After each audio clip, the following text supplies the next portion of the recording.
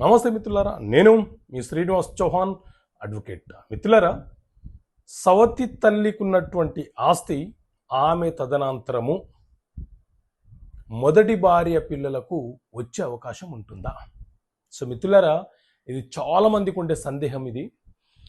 ఈ సందేహాన్ని ఉదాహరణతో చెప్పే ప్రయత్నం చేస్తాను. ఒక వ్యక్తికి 2 భార్యలు అనుకోండి.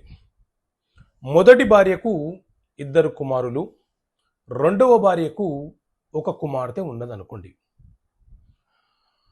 మొదటి భార్య మరణించిన తర్వాతనే ఆ వ్యక్తి రెండో వివాహం చేసుకున్నాడు అంటే చట్టబద్ధంగా ఆ రెండో వివాహం అనేది చెల్లుబాటు అవుతుంది.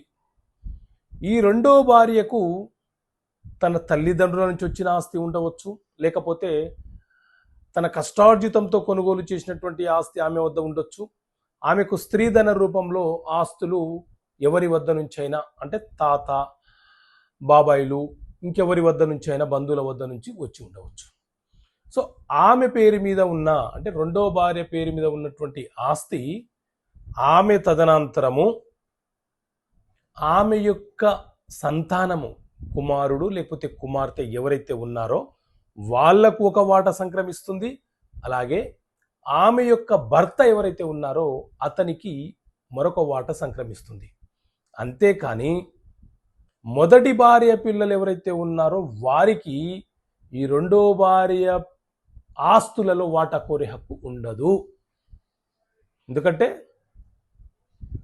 మొదటి భార్య పిల్లలు, రెండో భార్య పిల్లలు బ్రదర్స్ అండ్ సిస్టర్సే కావచ్చు, రక్త సంబంధాన్ని కలిగి ఉండవచ్చు. కానీ ఆస్తి అనేది రెండో భార్య పేరు మీద ఉంది కాబట్టి ఆమె రక్త సంబంధము ఆమె సంతానమే అవుతుంది. కాబట్టి వాళ్ళు వాటా కోరే హక్కు కలిగి ఉంటారు. భర్త భార్యకు లీగలేరు కాబట్టి చట్టబద్ధంగా అతను కూడా వాటాదారుడు అవుతాడు. కానీ మొదటి భార్య పిల్లలు మాత్రం వారసులు కారు ఆ ఆస్తికి. ఓకే మిత్రులారా, థ్యాంక్ యూ. జై హింద్.